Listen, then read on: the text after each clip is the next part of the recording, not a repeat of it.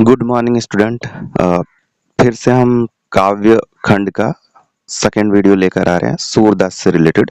तो सूरदास का जो कविता है या फिर बोल सकते जो दोहा है, जनरली ये कविता है। तो इसका जो अधो तुम हो अति बड़ भागी, तो ये फर्स्ट लेसन डिस्कस आज करने वाले हैं। तो इसका मीनिंग भी डिस्कस करेंगे और एमसीक्यू भी डिस्कस करेंगे। ठीक है, तो यहाँ पे हम टारगेट कर रहे हैं 50 एमसीक्यू को, बट आज फर्स्ट पार्ट में आएगा 25 एमसीक्यू एंड सेकंड पार्ट में आएगा 25 एमसीक्यू। क्लियर। तो यहाँ पे हम लोग आज देखते हैं, उधो तुम हो अति बड़ भागी, अपरस रहत स्नेह तगा, ते नाहिन मन अनुरागी, पुर पुरइनी पात रहत जल भीतर, ता रस देह न दागी, ज्यों जल माह तेल की गगरी, बूंद न ताको लागी, प्रीति नदी में पाँव न बोइयो, दृष्टि न रूप परागी, सूरदास अबला हम भोरी, गुर चाटी ज्यों पागी। अब इसका हम लोग मतलब समझते हैं। इस पद में सूरदास उद्धव से कह रहे हैं कि उद्धव तुम बड़े ही सौभाग्यशाली हो, तुम्हारा प्रेम सांसारिक यानी संसार के बंधन से मुक्त है, इसलिए तुम्हारे मन में संसार के प्रति कोई आसक्ति नहीं है। जैसे पूर्णिमा का चंद्रमा जल में रहते हुए भी जल से स्पर्श नहीं करता है, उसी तरह तुम्हारे मन को संसार का कोई स्पर्श नहीं लगा। यानी संसार का यहाँ पे मतलब है संसार में जो माया जाल है उससे रिलेटेड। क्लियर।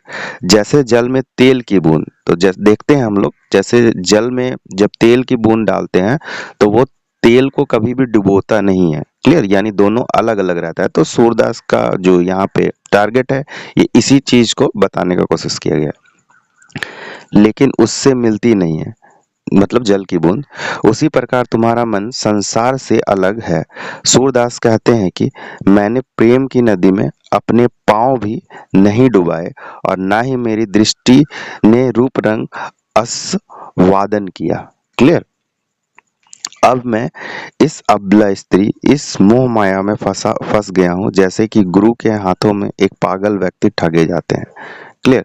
यानी कि यहाँ पे सीधा सा मतलब है कि वैसा एक गुरु जिसको लोग मानते हैं लेकिन वो गुरु के पास कोई नॉलेज नहीं है। तो सूरदास जो है उस टाइम में इसी का उल्लेख कर रहे हैं। तो ये समझ में आया। ये जो लाइन था इसका हिंदी क्लियर हुआ आप लोगों को, यानी अच्छे से क्लियर हुआ।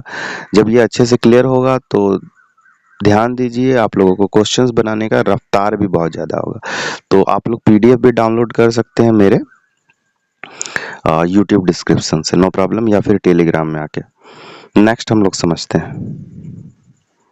तो नेक्स्ट जो लाइन है वो है, मन की मन ही मांझ रही, कहिए जड़ कौन पे उधो, नाही परत कही अवधि आधार, आस आस आवन की तन मन बिथा सही, अब इन जोगी सादे सनी, सुनी सुनी बिरहिनी विरह दही, चाहती हुती गुराही, जितही ते उत उत ते उत हे धरवाही, सूरदास अब धीर धरही, क्यों मज ज्यादा न लाही।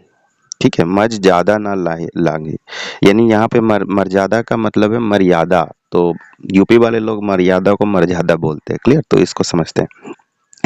इस पद में सूरदास जी राधा के मन की स्थिति का वर्णन कर रहे हैं। वे उद्धव से कहते हैं कि राधा के मन की बातें उनके मन में ही रह गई, वह किससे जाकर कहे, क्योंकि कोई भी उनकी बात नहीं समझ पा रहा है।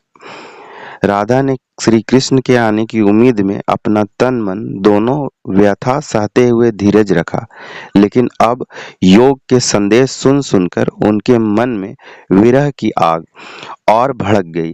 राधा चाहती थी कि वह किसी तरह से अपना दुख कह सके, लेकिन जहां वह यह कहने जाती है अपनी आंसुओं की धारा बह निकलती है। यानी राधा चाहती है कि जो कृष्ण से अलग हुई है वो किसी को जाकर कहे, लेकिन कहने से पहले ही उसकी आंसू निकल पड़ती है। क्लियर। समझते हैं आगे। लेकिन अब योग के संदेश सुन सुनकर उनके मन में विरह की आग भड़क उठती है। राधा चाहती है कि वह किसी तरह से अपने दुख कह सके, लेकिन वह कहने जाती है तो आंसुओं की धारा बह निकलती है। समझ में आया? आगे चलते सूरदास कहते हैं कि अब राधा कैसे धीरज रख सकती है, क्योंकि उसने अपनी सारी मर्यादा खो दी है और अपना धैर्य टूट चुका है, उनका धैर्य भी टूट चुका है। तो इसका यही मतलब है। क्लियर? ये मीनिंग का। नेक्स्ट हम लोग देखते हैं नेक्स्ट लाइन का क्या मतलब है। तो नेक्स्ट लाइन की तरफ मूव करते हैं।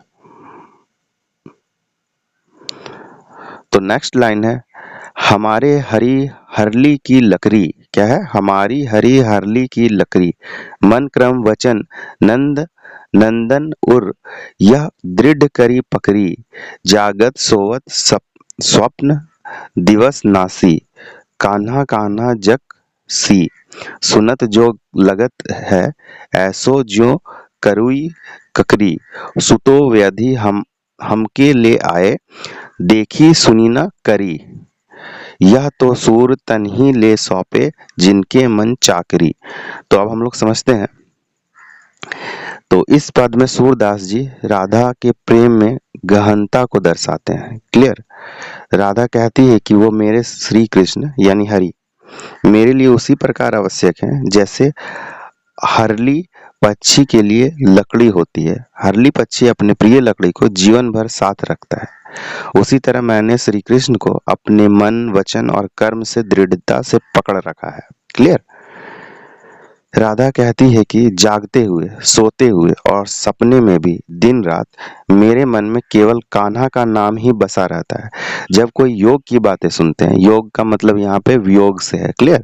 तो वह मुझे ऐसे कड़वी लगती है जैसे करेला होता है। यहाँ पे योग का मतलब है वियोग। क्लियर? वियोग का मतलब दूर हो जाना। दूर हो जाने की बात जब सुनते हैं तो वो मुझे करेले जैसा लगता है। मेरे लिए योग की बातें बीमारी की तरह है। मतलब जो योग की बातें हैं वो बीमारी की तरह है। बिछड़ने की जो बातें हैं वो बीमारी की तरह है, जिनमें मैंने कभी ना देखा ना सुना था। राधा कहती है कि यह सब बातें उन लोगों को समझाई जाए जिनके मन में चक्र की तरह निरंतर कुछ ना कुछ घूमता रहता है, लेकिन मेरे लिए मेरे श्री कृष्ण ही सब कुछ है। ये राधा कहती है इस लाइन में।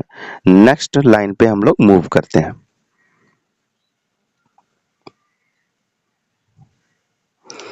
तो नेक्स्ट लाइन है, हरि है राजनीति पढ़ी आए, यानी जो भगवान कृष्ण है वो राजनीति पढ़ कर आए हैं, वो बहुत चालाक हैं। क्लियर?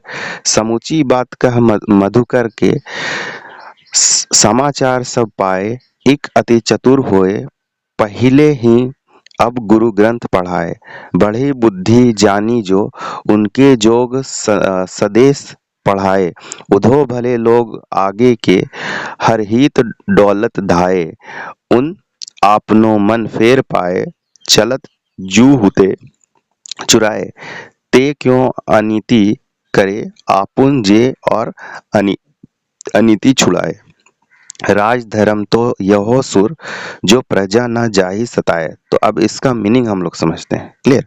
तो इसका मीनिंग है, ये पद का मीनिंग, इस पद में सूरदास की व्यंग के माध्यम से श्री कृष्ण की चालाकी और राजनीति के को दर्शा रहे हैं। क्लियर? वे कहते हैं श्री कृष्ण यहाँ पे हरि को बोला गया है, राजनीति का पूरा अध्ययन करके आए हैं। उन्होंने मधुकर मतलब उद्धव से बातें समझी और सभी समाचार प्राप्त किए।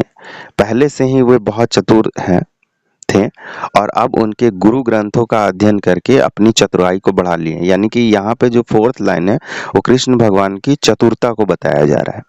अपनी इस बढ़ी हुई बुद्धि को देखते हुए उन्होंने योग के संदेश भेजे हैं। उद्धव भी पुराने समझदार लोग हैं जो दूसरों के हित के लिए दौड़ते भागते हैं। ठीक है? उद्धव एक यहाँ पे पर्सन है।